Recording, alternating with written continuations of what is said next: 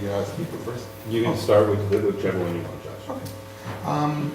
Okay, candidate Skold. Should the National Democratic Party platform include a plank opposing the Trans-Pacific Partnership, or TPP, and similar trade deals like the TTIP? I'm sorry, like it echoed, like the what? Like the TTIP, the European. TTIP, okay, all right, thank you. The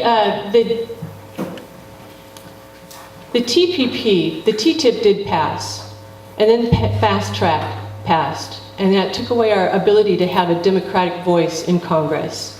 I don't support that passed. We need to maintain our democratic voice. The TPP, the Trade Pacific, anyway, the TPP, I can't believe, mental block, that stress.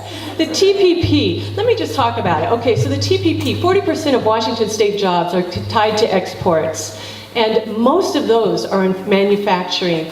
The TPP, it's been confirmed, if that passes, manufacturing jobs leave our country. We're in historic times. Major economies are in negative interest rates. We are looking at the possibility that we could enter negative interest rates. UK has left the EU, the European Union. That could be a domino. We're in very historic times. This is not a good time to talk about signing an agreement that gives our jobs away. The TPP allows 0.0015 increase to the GDP, to our gross national product, in 14 years. If that was in 1 year, I'd say, okay, well, this is interesting, but that's in 14 years. And for that, the middle class working families lose their jobs. Dave Reichert is in support of the TPP. He also voted against educating and reskilling the workers who lose their jobs. That doesn't work. So the TPP, if the DNC wants to come out against the TPP, I'll support that. Thank you.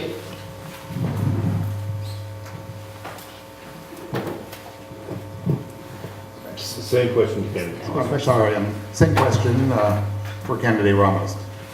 Should the Democratic Party platform oppose passage of the TPP and other trade deals such as the European version of the TTIP? Should the platform include it? Yes. And I do oppose the TPP. There's a couple of reasons I'm not in favor of it. The currency manipulation, it doesn't, I don't believe it keeps manufacturing jobs in the country. So I will oppose any deal that doesn't fit well for the American worker.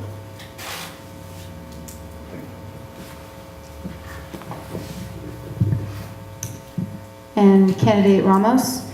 In the past few days, we've seen 2 more killings by police officers on video, Alton Sterling and Philando Castile.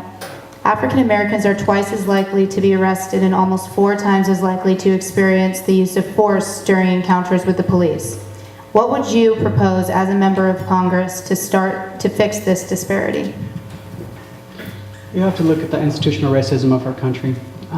It's not just in police brutalities and other sectors of our public policy, but just focusing on this, African Americans are more likely to be shot. They're 40% of the deadly shootings by police, and that's wrong.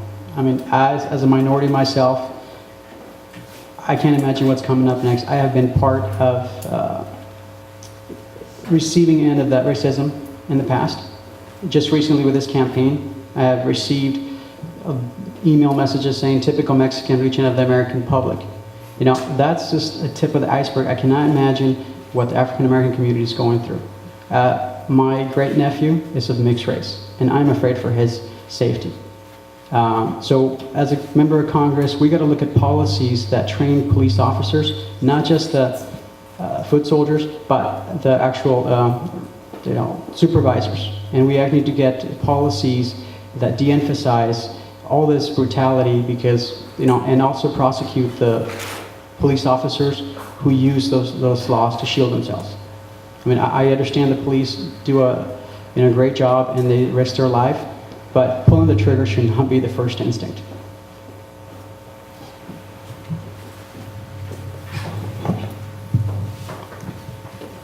And candidate Skold. In the past few days, we've seen 2 more killings by police officers on video, Alton Sterling and Philando, Castile. African Americans are twice as likely to be arrested and almost 4 times as likely to experience the use of force during encounters with the police. What would you propose as a member of Congress to start to fix this disparity? First of all, I extend my sympathies and condolences to the families of the 2 that were shot.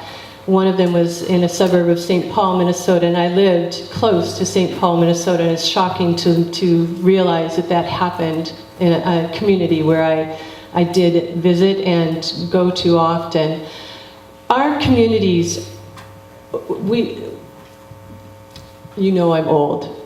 I grew up in a time when busing began in Seattle. I went to Sandpoint, and then we moved to Minnesota.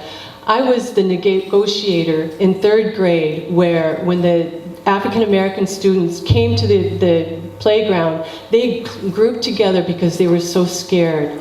So I called them over. I was the leader of our group, and we all got together, and we found ways to come together and play together, and no wars, no gang fights, nothing.